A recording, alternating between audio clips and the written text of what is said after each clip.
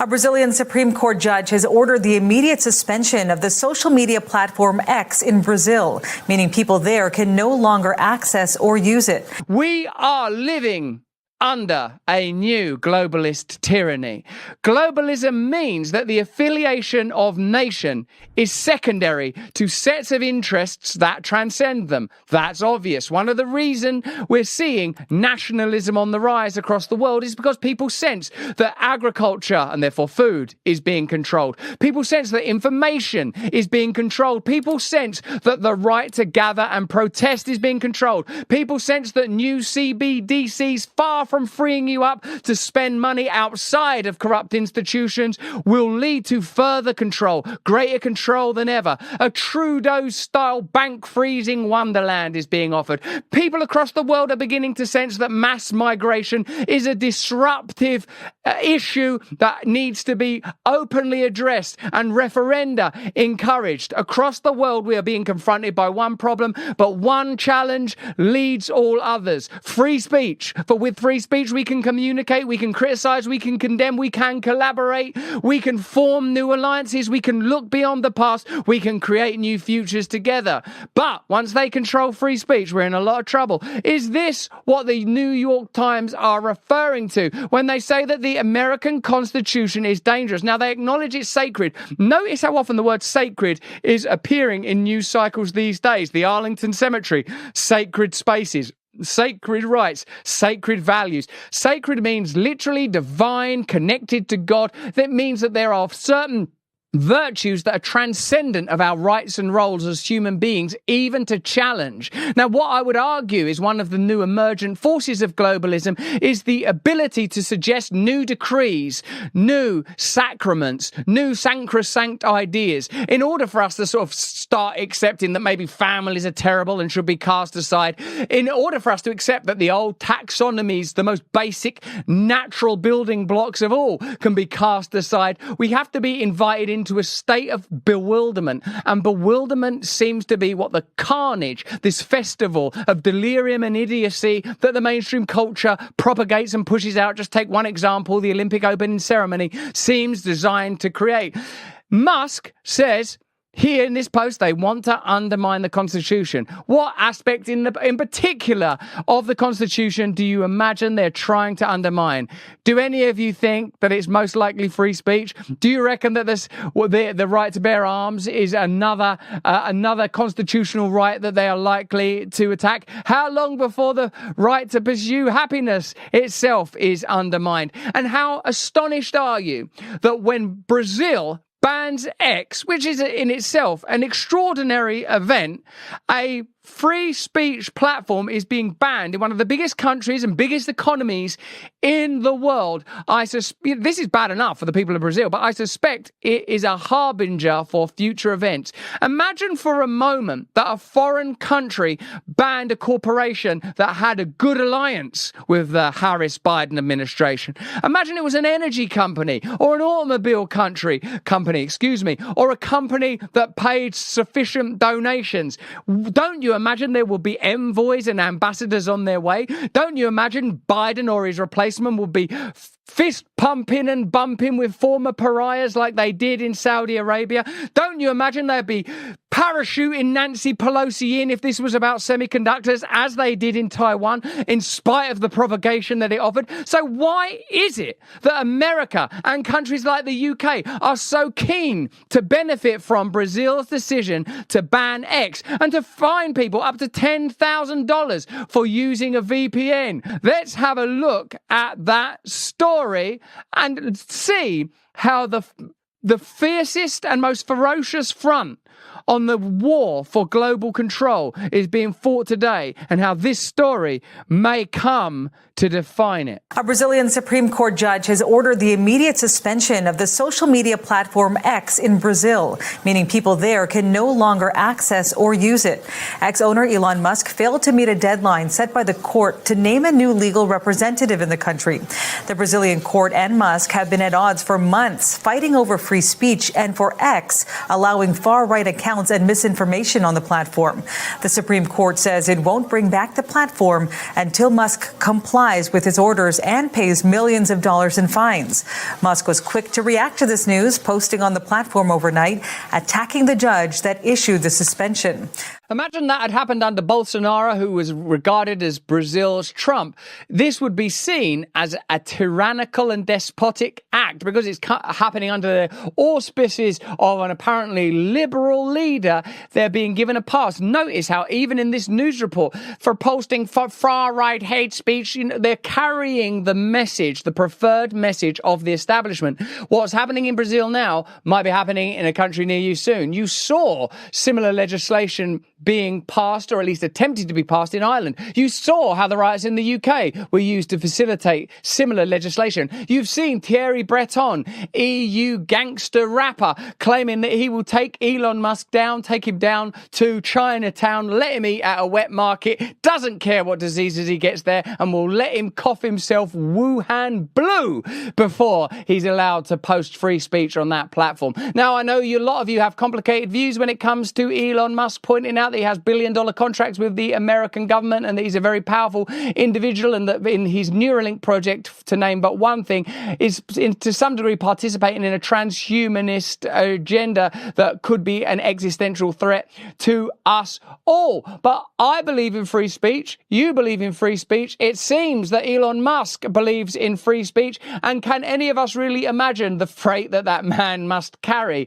as he does running that site, the kind of battles that he's willing to have? You'll be aware that he's taken on legal fees of various people. So when it comes to this issue, let me know in the chat if you agree. Surely Musk is on, as they say, the right side of history. Listen, you know that we are partners with Rumble, and Rumble have gotten into the coffee game. Now, if you knew that your coffee had been tainted with pesticides and chemicals, sitting in bags for months, sitting in an old bowl bag for months, probably with traces of mold, would you drink it? The answer is, of course you wouldn't. Even Jill Biden wouldn't drink a bag so contaminated. Most of the coffee we consume is stale, flavorless, and full of harmful substances that have a negative effect on our health. Rumble's 1775 coffee, on the other hand, is free from harmful substances and chemicals, whilst it's also rich in flavor. The beans are sourced from high-altitude farms in Bolivia, roasted weekly in Miami, and delivered fresh to your doorstep. As believers in freedom, buying 1775 coffee helps fight back against other coffee makers that don't even care about you none. Join the coffee revolution and brew rebellion with Rumble's 1775 coffee. It's dark, it's delicious, but there are a variety of blends available. All you got to do is go to 1775coffee.com/brand. Use the code BRAND right now to get your 15% off. You can click that. There's stuff available whether you're in the Wake and Wonder chat or in the Rumble chat. It's pretty bloody good coffee. I'll tell you that right now. And I say that as an Englishman for whom the date 1775 is a very painful thing to reflect on. Here is Michael Schellenberger, one of the Twitter Files journalists who spent a lot of time in Brazil, who we've collaborated with on free speech issues here in the UK, and who we've spoken to at length about what's happening in Ireland, talking about the significance of events in Brazil. This is an important issue, and just because they speak Portuguese over there and they're like below the equator, we have to pay close attention to this issue, but not only because of what it could mean for nations like ours, but also because what it does mean for them. Let's have a look at Michael Schellenberger on this very subject. The world took a giant leap forward into totalitarianism yesterday as the Brazilian government blocked X, formerly Twitter, and threatened to fine its citizens $8,900 per day if they use it. Brazil's the sixth largest nation by population in the world, and it now joins North Korea, China, and Iran in the list of countries that have banned X. It's the 12th largest economy in the world and a superpower of the global south. It doesn't matter whether or not you care about Brazil. Its totalitarianism is at risk of spreading around the world. And yet neither Joe Biden nor Vice President Kamala Harris nor anyone else in the U.S. government has denounced the censorship. That's probably because Biden, Harris, and the Democrats all support the censorship and have been directly funding it for years. Now, of course, there is authentic demand for censorship from within Brazil, and it is ultimately up to the Brazilian people to reverse its nation's descent into totalitarianism. Brazil's powerful government-funded news media corporations have been urging censorship, in part because it benefits President Lula's ruling Workers' Party and them directly. It's now up to Senate President Rodrigo Pacheco to impeach the Supreme Court Justice turned dictator Alexandre de Moraes. At the same time, the Biden administration and Democrats have played an influential role in instigating the censorship in Brazil. The FBI went to Brazil and gave its Supreme Court justices advice on how to censor its population. The U.S. government has been funding many of the NGOs in Brazil that have been demanding censorship since the election of a populist president there in 2018. And when I testified before Congress in May of this year, the Democrats on the committee and their witness all defended Brazil's censorship. And Pacheco yesterday affirmed his support for Moraes. The U.S. government, after the election of the populist President Jair Bolsonaro in 2018, funded these pro-censorship organizations which have been demanding censorship. Moraes yesterday openly defended censorship to prevent extremist populist groups from coming to power. As United States Federal Communications Commissioner Brendan Carr noted yesterday, that's a direct violation of the Brazilian Constitution, which explicitly protects political speech. As such, the totalitarian takeover of Brazil is a model for what the Democrats and the legacy news media want for the whole world. Pro-censorship scholars at Stanford and Harvard, Democrats in Congress, and the U.S. news media have long recognized that the First Amendment is an obstacle to their plans. And so they have supported censorship efforts by nations around the world with weaker free speech protections, like Brazil, Britain, Australia, and the European Union. They're looking for them to censor and even block X. We need to grow our global free speech movement because if we don't stop the spread of totalitarianism over there, it will make it harder for us to stop it over here.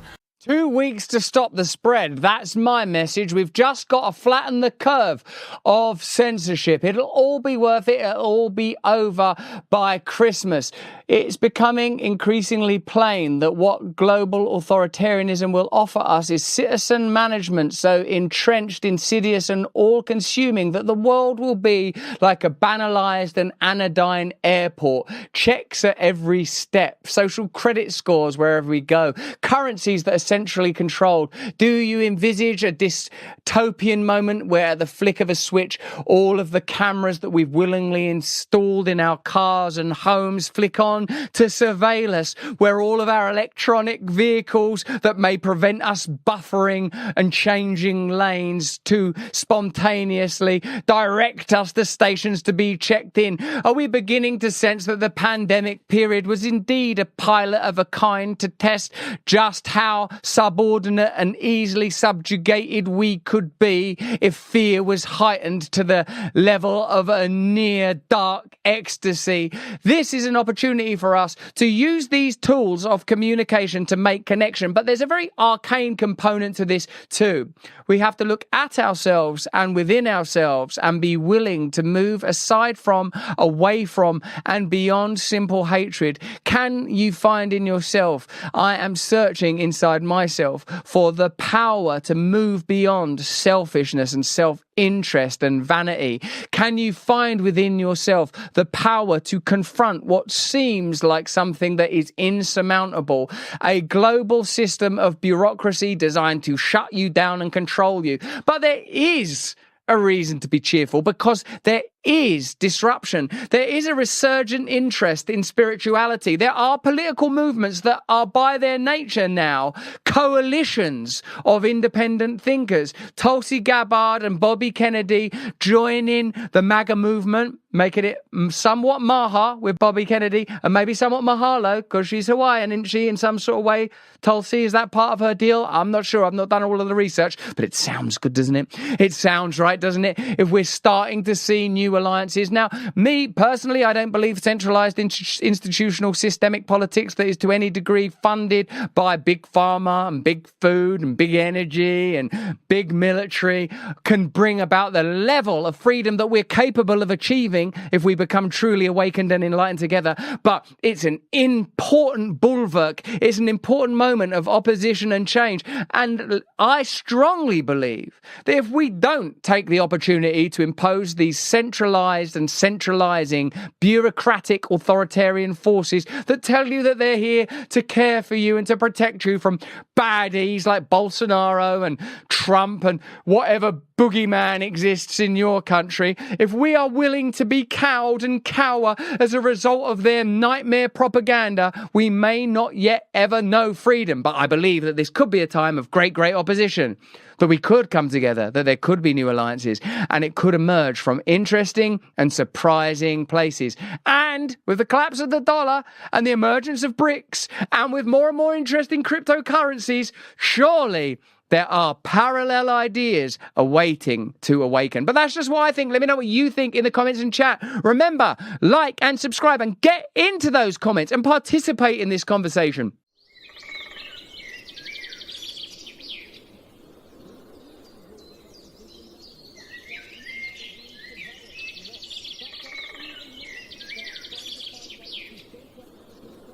Hey, thanks for watching. If you want to see more uncensored content where free speech can flourish, join our live stream. Click the link right here to watch the next video if you want to, or become a member of a growing movement. Download the Rumble app and you'll be informed every time we make a new piece of content. Stay free.